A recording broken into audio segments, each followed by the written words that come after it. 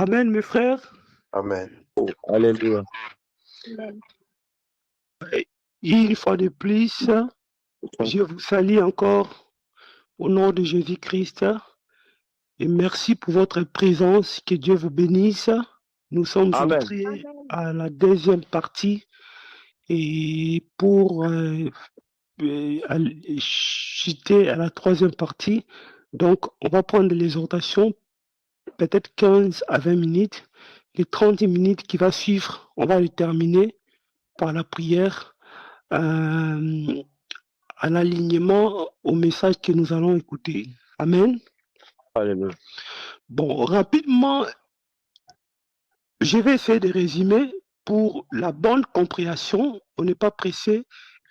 Alors, nous sommes en train de parler des hôtels, renverser des hôtels ténébreux qui nous dérangent, qui nous attaquent.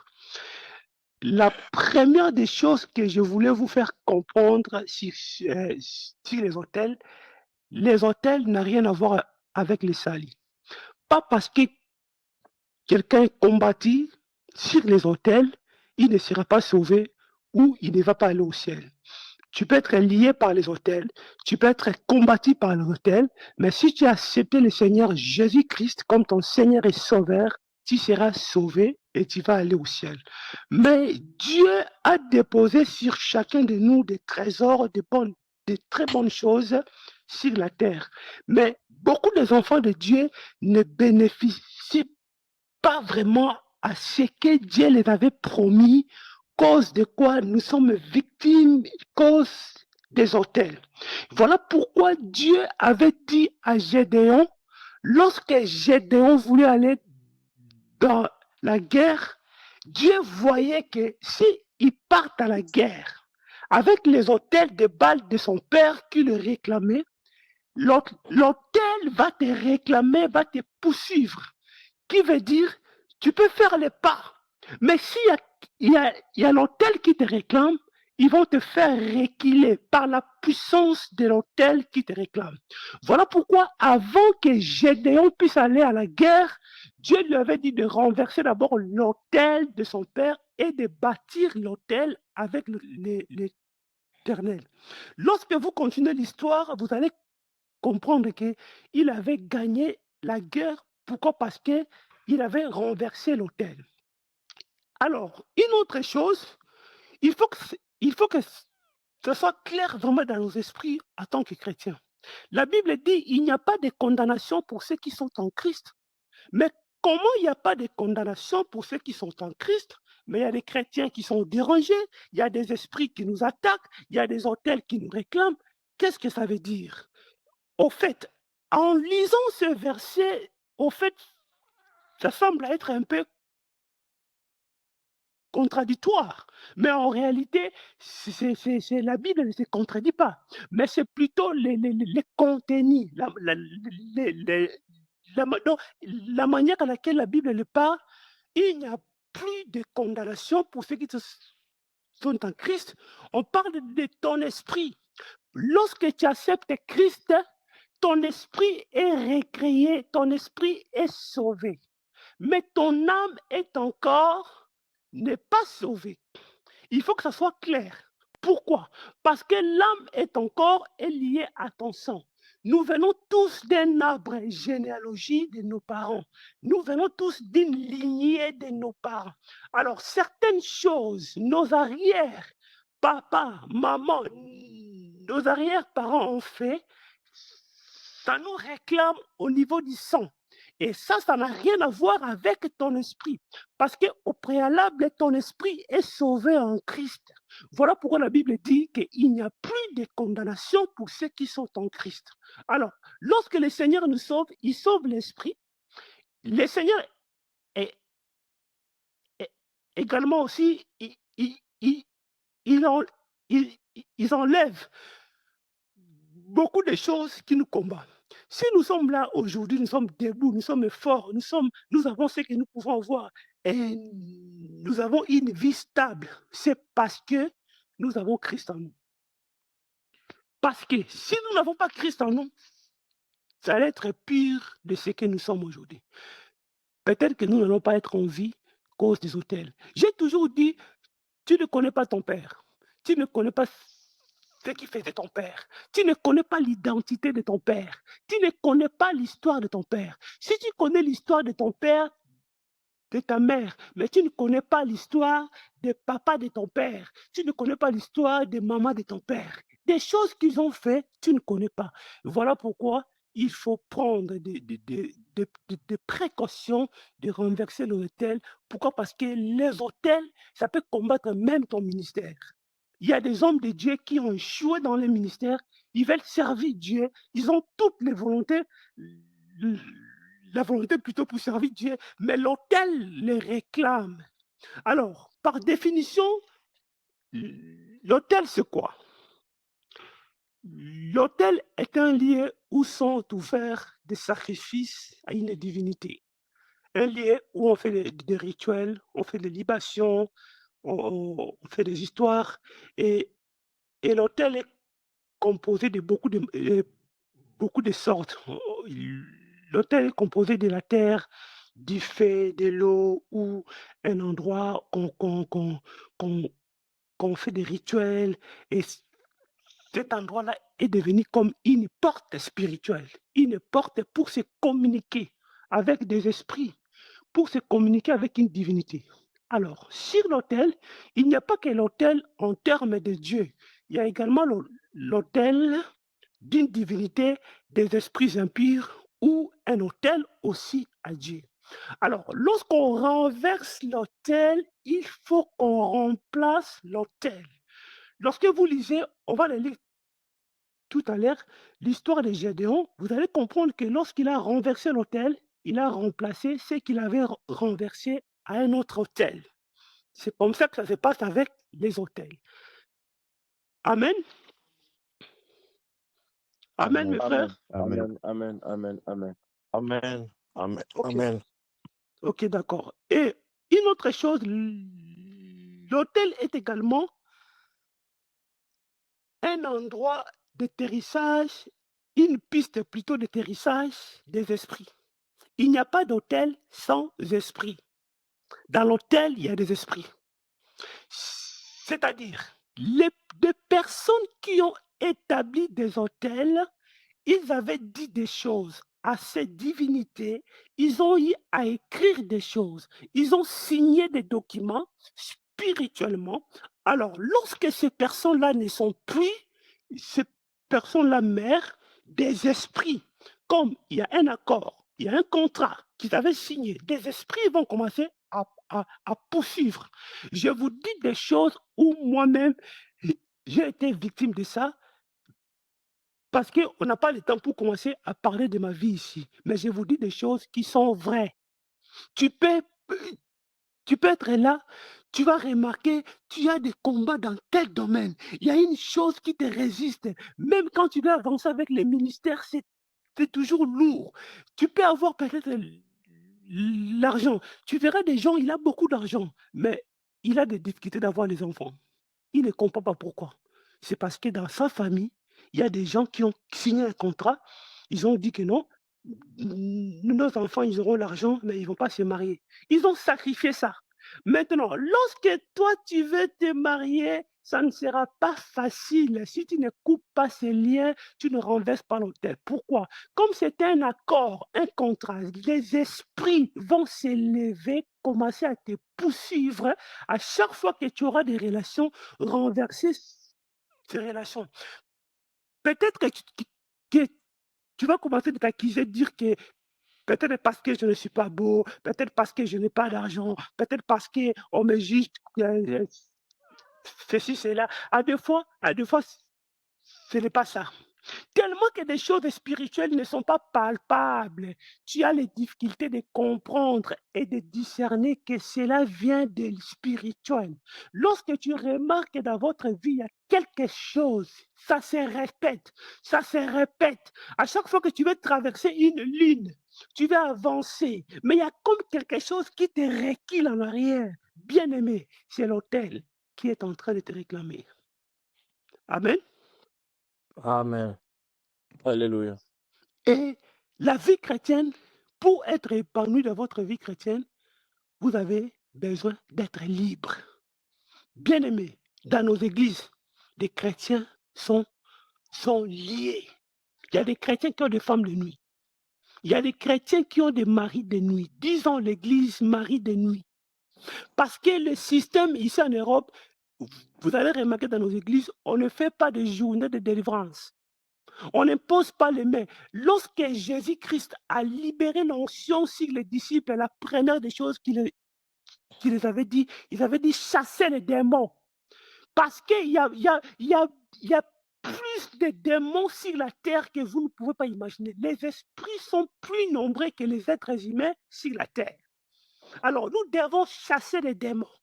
Même dans la vie de nos enfants, nous devons prier, couper des liens, chasser des démons pour que leur destinée soit great. C'est très important, bien aimé. Amen. Amen. Amen. On va Amen. évoluer. Amen.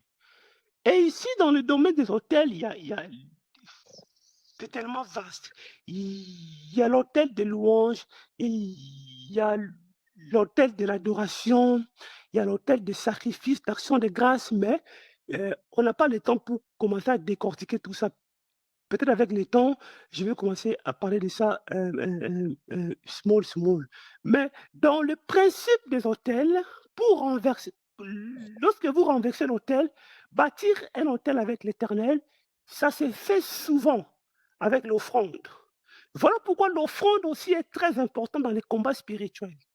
Lorsque les gens parlent des offrandes, les gens pensent toujours que les hommes de Dieu les font pour bouffer les gens, sont des voleurs, ils aiment l'argent. Lisez bien la Bible pour comprendre l'importance des sacrifices. Parce qu'il y a des combats, il y a des attaques qui demandent une offrande pour que ça puisse peser. Même dans les hôtels mystiques, quand on fait des libations, on fait des rituels, ils vont vous demander d'amener une poule, d'amener, par exemple, les coqs, ils vont couper le cou de la poule, ou on va vous demander d'amener les tabacs, ils vont couper la tête, ils vont prendre les sangs, ils mettent à la terre, et puis ils vont commencer à faire des imprécations, parler sur les sangs là. Vous voyez? Donc il n'y a pas d'autel sans sacrifice d'offrande. Donc lorsqu'il y a l'autel, il y a des offrandes. Une fois, je suivais un prophète à Brazzaville en train de prier. Il priait pour des familles, tout ça, il libérait les gens. Il a prophétisé pour un gars, il a dit, toi, ton papa vous a sacrifié juste pour la plantation de bananes. Tu vois à quel point nos papas, comment ils étaient mauvais. Comment tu peux sacrifier tes enfants pour la plantation de bananes? Il a réduit les âges de ses enfants qui n'ont lorsqu'ils vont arriver à 50 ans, ils vont mourir. Il y a des familles comme ça. On a mis des limites. On a réduit vos âges. On a vendu vos âges. Ils ont signé des contrats. Ils ont dit que nos enfants vont régner, mais limite de leur vie à 50 ans. Quand ça arrive à 50 ans, tu pars, tu meurs. Il y a des familles qui ont des alliances. Il y a des familles qui ont dit des choses sur leurs filles, sur leurs garçons. Ces choses-là doivent être détruites, annihilées. Et voilà pourquoi le Seigneur est bon. Il nous révèle ces choses pour les annihiler. Et si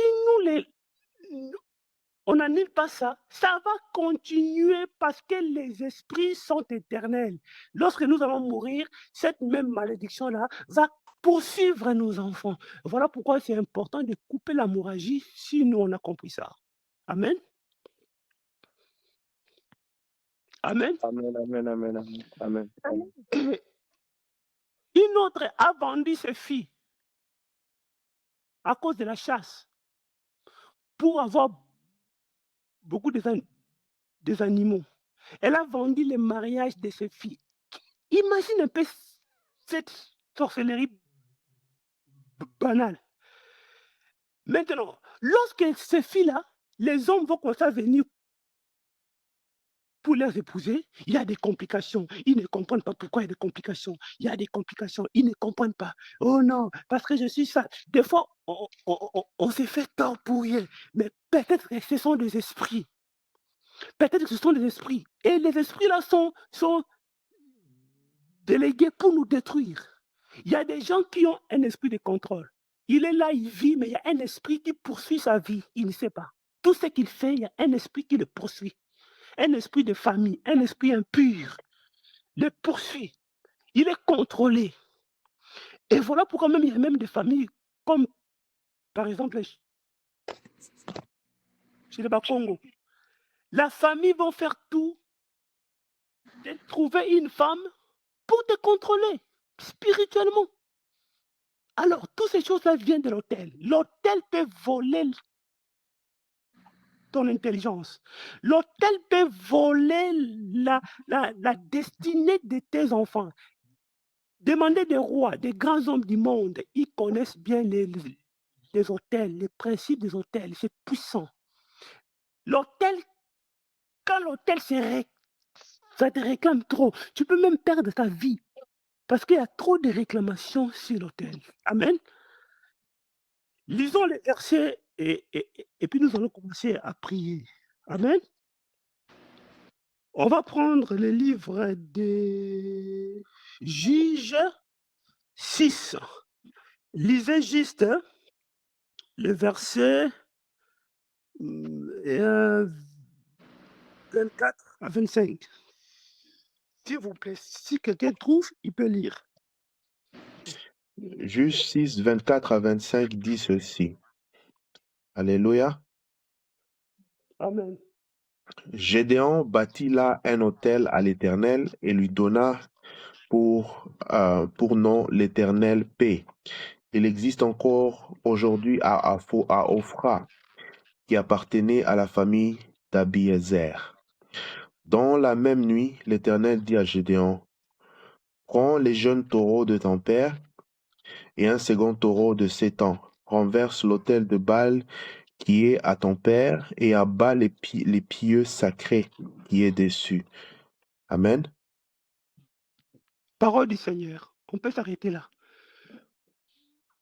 Vous avez vu les instructions? Comme on a expliqué, on a demandé un taureau. Pourquoi?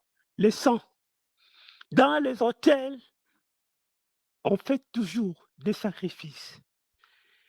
Et puis, ici, on parle l'hôtel, pas l'hôtel de Moreau, pas l'hôtel de Billy. On parle l'hôtel de ton père. Qui veut dire que, comme je l'ai dit, nous avons un arbre généalogique. Nous avons une lignée de famille d'où nous venons. Nous avons des arrière-parents, nos ancêtres qui ont vécu avant nous. Dans la lignée de ta famille, des choses qui ont été faites, tu ne sais pas. Voilà pourquoi tu vas remarquer pendant que tu grandis. Moi, quand je grandissais, moi, par exemple, Yves, j'aimais trop des choses, des fétiches, le kittisme, la rose, quoi. Je posais des questions. Je ne savais pas quelque chose de mystique maturé. Pourquoi? Parce que dans la lignée de ma famille, il y a des gens qui ont pratiqué cette chose. Alors, des esprits te réclament aussi à être comme tes parents. Certaines personnes, par exemple, c'est l'impudicité. Il a même l'attraction sexuelle aux enfants de 15 ans. Quand ils voient même des enfants, il est excité. Parce que des grands-parents ont fait des choses comme ça, ont violé peut-être des petites filles. Il y a des gens, il est avant Mouyibi, aza akoki koboma bato likolo ya mbongo aza accro na makambo parce que il y a quelque chose qui te harcèle, qui te réclame, il y a des esprits qui te réclament. Vous voyez, ça vient des hôtels, mais c'est dans ton gène, dans ton sang, ça te réclame. Voilà pourquoi il faut couper ça pour être libre. Amen. Amen. On va lire le livre de Genèse 26 à 25. Si quelqu'un trouve rapidement, lisons et puis nous allons commencer à prier. En tout cas, j'aimerais d'abord s'assurer qu'on comprend le message. Lorsqu'on va se mettre à prier, on va comprendre de quoi il s'agit. Alléluia. Lisez-moi le livre de Genèse. Genèse 26, verset 25 dit ceci. Il bâtit là un autel, invoqua le nom de l'Éternel et y dressa sa tente. Et le serviteur d'Isaac y creusèrent un puits. Amen. Amen. Vous voyez, Amen. l'autel comme lieu de sacrifice ou lieu où l'on offre des sacrifices symbolisant l'offrande de soi à Dieu. Tout l'autel, pour bâtir l'autel avec Dieu, il faut faire une offrande. Par exemple, au cours de l'église, tu as un problème qui te dérange souvent. Un problème qui est toujours compliqué pour toi, difficile, ça continue, ça persiste. Et même quand tu fais des efforts, tu avances. Vous avez l'impression comme si de gagner, mais après un certain moment, tu recules encore. C'est compliqué. Tu prends une offrande, tu vas à l'église, tu cherches un homme de Dieu, tu dis, pasteur, je vais bâtir un hôtel avec Dieu. Prends cette offrande, prie pour moi, achète même un instrument à l'église. C'est de cette manière-là aussi, on peut bâtir l'hôtel. On peut également bâtir l'hôtel par la louange, par l'adoration, par la bienveillance, par la libéralité. Mais ça, je l'expliquerai autre jour. Mokolo mosusu. Donc, ozomona, c'est comme ça que ça se passe avec les hôtels. Vous avez remarqué, on a demandé les taureaux. Tu vas voir que la manière à laquelle Gédéon a bâti l'hôtel de l'Éternel, la manière à laquelle aussi il a renversé l'autel de Baal de son père, vous allez remarquer que ce sont les mêmes principes. Parce que c'est Dieu qui est le créateur de tout, c'est lui qui a établi ces principes.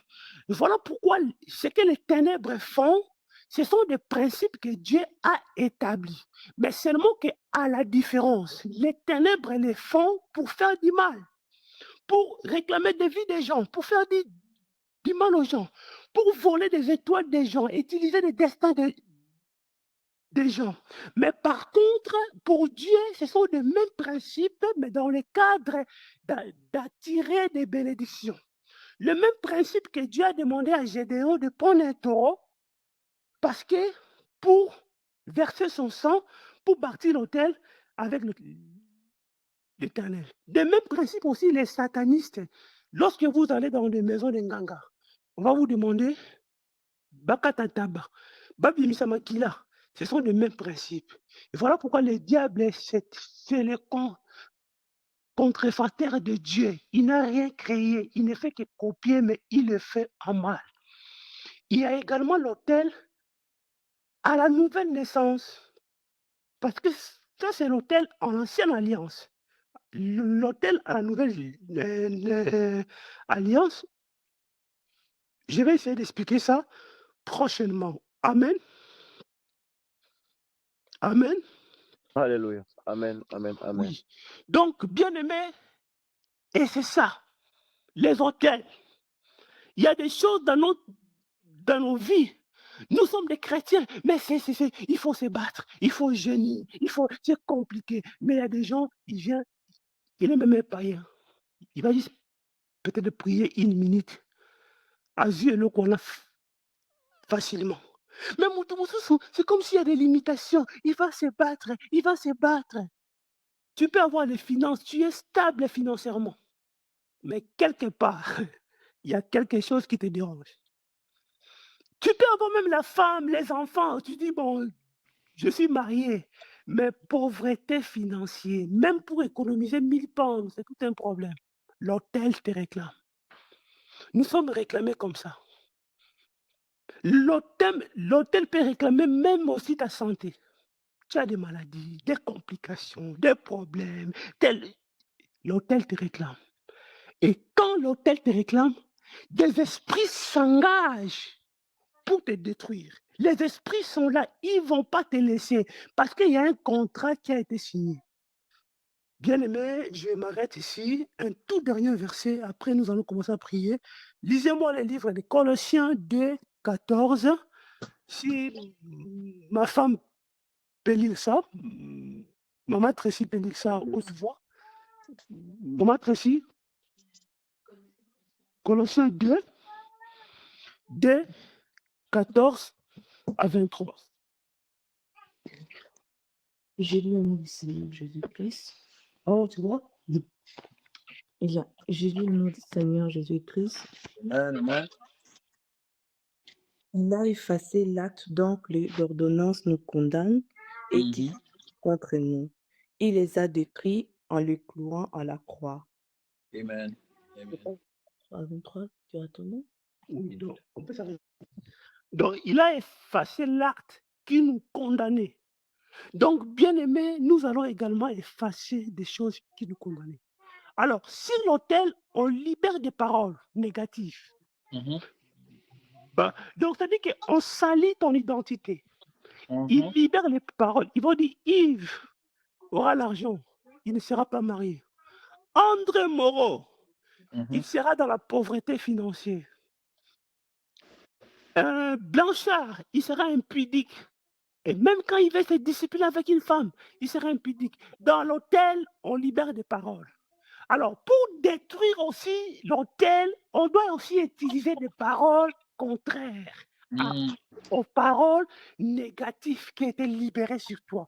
Pourquoi? Mm. Parce que ces paroles, ce sont des esprits qui ont libéré ces paroles et ces paroles pèsent sur toi. Lorsque ça pèse sur toi, c'est comme une malédiction sur toi. Alors, toi également, enfant de Dieu, tu dois faire la même chose de la même manière qu'eux, ils ont libéré les paroles sur l'autel, ils ont fait des libations, ils ont versé le sang pour que ta vie soit détruite. De la même manière aussi, toi, tu vas aussi libérer des paroles pour renverser les paroles. Mm. Amen. Amen. Une autre chose, si les hôtels, on écrit, on signe des documents, on signe des ordonnances, on signe avec les sangs, ils font des libations, ils disent des choses, ils écrivent des choses. Ben, on a vu ça, on a 50 ans, ben, on les casse. 50 ans, ils vont mourir. Bah, combien oh? Bah, bétango.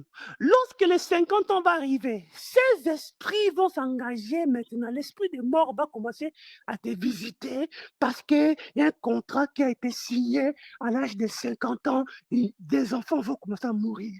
À l'âge de 50 ans, il y aura telle chose qui va se faire. Maintenant, les esprits vont s'engager. Ils viennent maintenant pour te poursuivre, pour te détruire par rapport au contrat qui a été signé. Toi, tu seras là en train de voir les complications, des maladies. Tu vas à l'hôpital, tu ne comprends rien. Un contrat qui a été signé pour que tu meurs. Voilà pourquoi aujourd'hui, nous allons également effacer les contrats là. C'est comme ça qu'on attaque un hôtel. Amen. Amen. Amen. Amen. Oui, je crois que je m'arrête là. Là où vous êtes, disposez-vous. Nous allons commencer maintenant à prier contre les hôtels Mm. qui nous dérangent. Amen. Amen. Appelle une minute de digérer les messages, de rester calme. Examinons tout ce que j'ai dit. Discernez-les, discernez. Regarde là où il y a ton problème. Si tu ne vois pas ton problème, alors prie pour les autres. Si tu vois ton problème, prie. Si même tu ne vois pas ton problème, peut-être que le problème est là que tu ne sais pas. Il faut juste renverser. Et même si tu ne te rends pas compte qu'il y a des problèmes, renverse seulement.